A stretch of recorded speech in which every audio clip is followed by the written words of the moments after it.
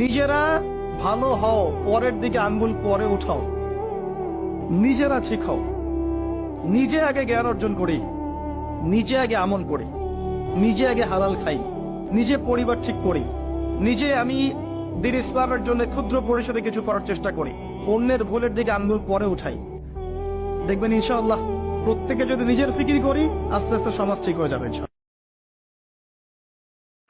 আল্লাহর নবী সাল্লাল্লাহু আলাইহি সাল্লাম বলছেন, দুই ব্যক্তিকে আল্লাহ তাআলা জাহান্নাম থেকে উঠাবে, জাহান্নাম থেকে তুলে আনবে, তুলে আইনা মাঝখানে জান্নাত এবং জাহান্নামের মাঝখানে খালি জায়গায় রাখবে।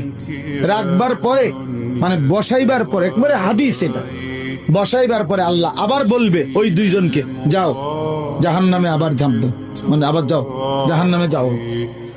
একজন এক দৌড়ে জাহান্নামের দিকে যাই, এই জাহান্নামে ঝাঁপ দিবে, আর আরেকজন আস্তে আস্তে হাইটা হাইটা দুই কদম হাঁটে আর পিছন দিকে আবার তাকায়, আবার দুই কদম হাঁটে পিছন দিকে তাকায়, এইভাবে একটু একটু করে হাইটা হাইটা জাহান্নামে গিয়া পড়বে।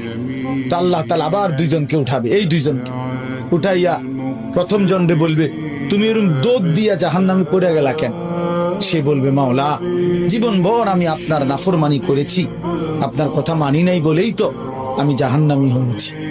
আজ যখন আপনি আমারে জাহান্নাম থেকে তুলে ওই মাঝামাঝি জায়গাতে রাখছেন, রাইকা আবার যখন কইছেন জাহান্নামে যাইতে, পড়তে, লাফ দিতে, তো এটাও তো আপনার একটা হুকুম। চিন্তা করছি জীবনে কোনো হুকুম না মাই নেই তো জাহান্নামী হইলাম, তা আজকে একটা হুকুম মানিয়া, এই জন্য আপনার হুকুম মানার জন্য জাহান্নামে গিয়ে লাফ দিলাম। আল্লাহ বলেন, আমিও তোকে মাফ করে দিই, জান্নাতে। এইবার আল্লাহ তাআলা বলবে দ্বিতীয় জনকে, তুমি এরকম করলা, তুমি কি তা জানে কিসের ভিতরে কি চাইবে? তো সে বলবে, মাওলা আমি তো জাহান্নামী, আমার আযাব তো হচ্ছিলই, তো আপনি যখন আমারে জাহান্নাম থেকে তুলে এই খালি জায়গা আইনা বসাইলেন, আমি ভাবছি আপনার মায়া লাগছে, আমারে দয়া করবেন, আমি মনে করছি আমারে মাফ করে দিছেন বা মাফ করে দিবেন, এই জন্য উঠাইয়া আনছি। এখন আবার যখন আমারে জাহান্নামে পড়তে কইছেন, যেন আমি একটু একটু আগাইয়া পিছন দিকে চাই, আপনি কোনো ডাক দেননি, আপনার মায়া জানি আবার লাগেনি কোনো, আপনি আমারে ডাক দেননি। তো আল্লাহ তাআলা বলবেন, বান্দা তোকেও মাফ করে দেব, যা তুইও আমার জান্নাতে।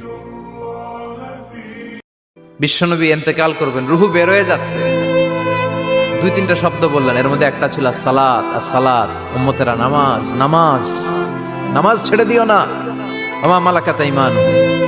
মানুষ ইন্তেকালের আগে শ্বাস বের হয়ে যাচ্ছে, রুহু চলে যাচ্ছে, ওই মুহূর্তে কি জরুরি কথা বলে নাকি ফালতু কথা বলে? সবচেয়ে জরুরি কথাটাই তখন সে বলে যায়, ঠিক কিনা? কথা বলেন। বিষ্ণু বলেছিলেন, নামাজ যারা নম্রভাবে কথা বলে,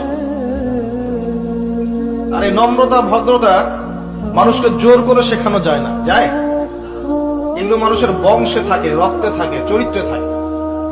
অনেক সময় দেখবেন একজন ব্যক্তির কাছে যদি সামান্য পরিমাণ ক্ষমতা চলে আসে, তার বডি ল্যাঙ্গুয়েজ, কথাবার্তা, চলাফেরা পরিবর্তন হয়ে যায়।